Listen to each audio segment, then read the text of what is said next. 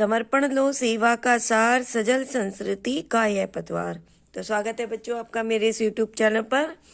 ये पंक्तियाँ जयशंकर प्रसाद जी द्वारा रचित कामायनी के श्रद्धा मनु शीर्षक से ली गई हैं, जो कि क्लास 12th में है।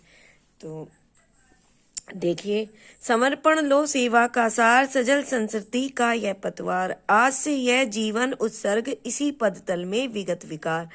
तो प्रस्तुत पद्यांश हमारी पाठ्य पुस्तक के काव्य खंड के श्रद्धा मनु शीर्षक से लिया गया है और इसके कवि जयशंकर प्रसाद जी हैं। और प्रसंग यह है कि इन पंक्तियों में श्रद्धा मनु को मानवता को समृद्ध और उसके अस्तित्व को बनाए रखने के लिए अपना जो है आत्मसमर्पण करते हुए उसे सृष्टि का प्रवर्तक बनने का आग्रह करती है। समर्पण लो सेवा का सार, समर्पण मतलब न्यौछावर। तो श्रद्धा मनु से कहती है कि मानवता की भलाई के लिए मैं स्वयं को तुम्हें समर्पित करके तुम्हारी सेवा करना चाहती हूँ, अर्थात मैं तुम्हारी जीवन संगनी बनकर तुम्हारे साथ साथ मानवता की सेवा करना चाहती हूँ। सजल संस्कृति का यह पतवार, तो वह कहती है सजल संस्कृति का यह पतवार यानी संस्कृति, प्रकृति, संसार। तो वह कहती है कि मेरी यह सेवा भावना इस जलमग्न संसार के लिए पतवार का कार्य करेगी और इससे मानवता को एक नई दिशा मिल जाएगी। आज से यह जीवन उत्सर्ग, इसी पद तल में विगत विकार। तो वह श्रद्धा कहती है कि आज से मेरा यह जीवन तुम्हारे चरणों की सेवा में समर्पित है। इसी पद तल में विगत विकार, विगत मतलब बीता हुआ, विकार हो गया दोष। तो वो कह रही है कि मेरा यह निस्वार्थ त्याग का जो निर्णय है, वह कह रही है कि निर्णय कभी भी नहीं बदलेगा और आपके जीवन की पिछली बुराइयां या पिछली दोषों का भी इस पर कोई प्रभाव नहीं पड़ेगा। बनो संस्कृति के मूल रहस्य। तो श्रद्धा मनु को अपना जो है समर्पण स्वीकार करने के लिए प्रेरित करते हुए कहती है कि आप मेरे इस समर्पण को स्वीकार करके इस सृष्टि को जारी रखते हुए जीवन मरण के मूल रहस्यों को जानने वाले बनो। तुम्ही से फैलेगी यह बेल। तो वह कहती है कि यदि तुम अब भी ऐसे ही दुखी रहोगे तो इस सृष्टि का यहीं पर अंत हो जाएगा। तुम्ही से फैलेगी यह बेल।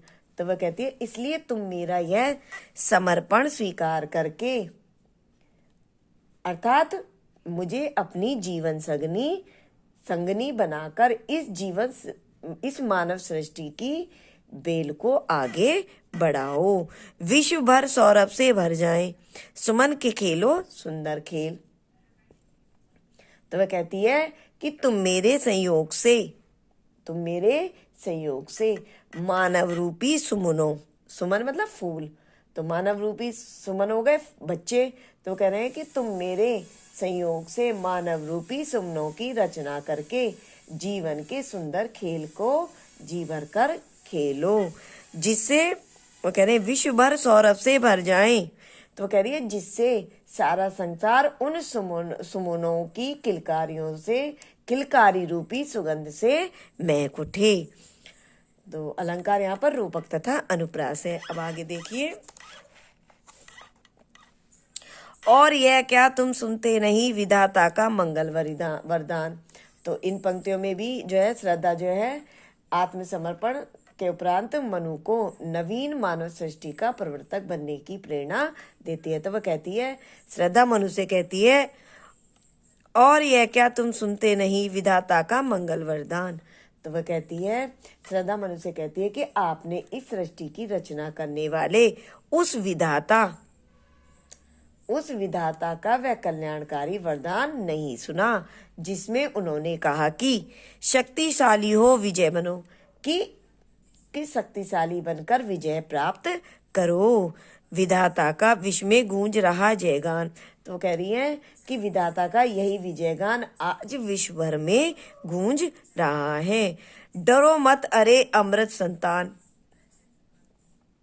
तो श्रद्धा आगे कहती है कि हे मनु, आप इस नवीन सृष्टि का विकास करने के लिए तैयार हो जाइए। आप किसी भी प्रकार की आशंका से भयभीत मत हो, क्योंकि अग्रसर है मंगलमय वृद्धि। तो वह कह रही है क्योंकि कल्याणकारी उन्नति आपके सामने है, आपके सम्मुख उपस्थित है, अर्थात आपका जो भविष्य है वो मंगलमय हो। तो वह कहती है पूर्ण आकर्षण जीवन केंद्र खिंची आवेगी सकल समृद्धि। तो वह कहती है कि आपका जीवन आकर्षण से भरा हुआ है। समृद्धि यानी सुख, खुशहाली, सुख, संपन्नता, वैभव।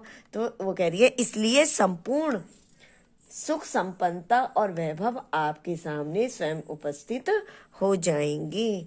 तो काव्य का सौंदर्य, भाषा खड़ी बोली है, रस यहाँ पर शांत रस है, छंद वही 16 मात्राओं का श्रृंगार छंद है, अलंकार यहाँ पर अनुप्रास है।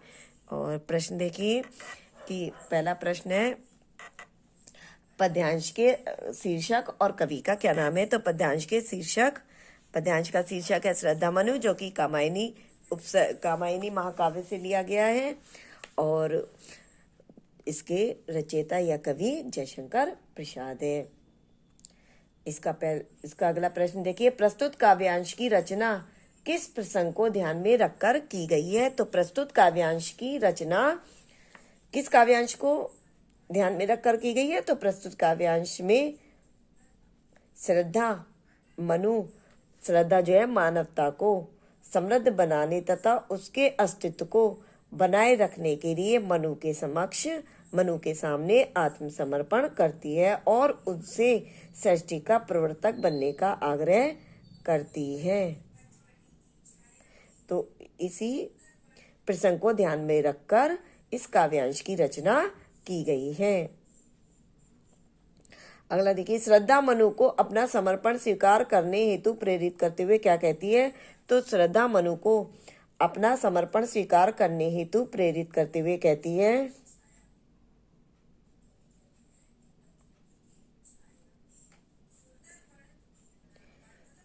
कि आप मेरे इस समर्पण को स्वीकार करके इस सृष्टि के क्रम को जारी रखते हुए जीवन मरण के मूल रहस्य को जानने वाले बनो। वो कहती है यदि तुम अब भी जीवन से तटस्थ बने रहे तो इस सृष्टि का यहीं पर अंत हो जाएगा। अगला देखिए, इस पद तल में विगत विकार, इस पंक्ति के माध्यम से कवि ने क्या भाव व्यक्त किया है। तो इसी पद तल में विगत विकार के माध्यम से कवि ने भारतीय नारी के जीवन विधान के आदर्श को प्रस्तुत करते हुए कहा है कि भारतीय नारी जिसे एक बार अपना जीवन साथी चुन लेती है तो वह जीवन भर उसका साथ निभाती है, भले ही उसमें कितने ही दोष क्यों न हो। इसके बाद अगला देखिए कि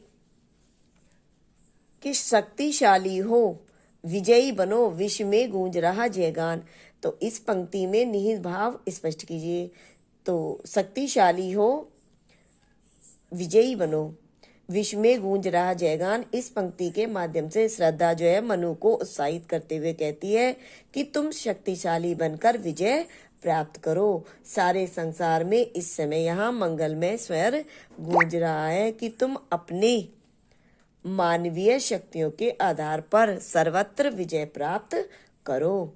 अगला देखिए, प्रस्तुत काव्यांश में अगला प्रश्न है, प्रस्तुत काव्यांश में श्रद्धा मनु को किस बात के लिए प्रस्तुत करती है। तो प्रस्तुत काव्यांश में श्रद्धा मनु को उत्साहपूर्वक अपने कर्म द्वारा सृष्टि का विकास और मंगल करने के लिए प्रेरित करती है। इन पंक्तियों में अगला प्रश्न है, इन पंक्तियों में श्रद्धा ने मानवता के विकास हेतु किसका संदेश दिया है।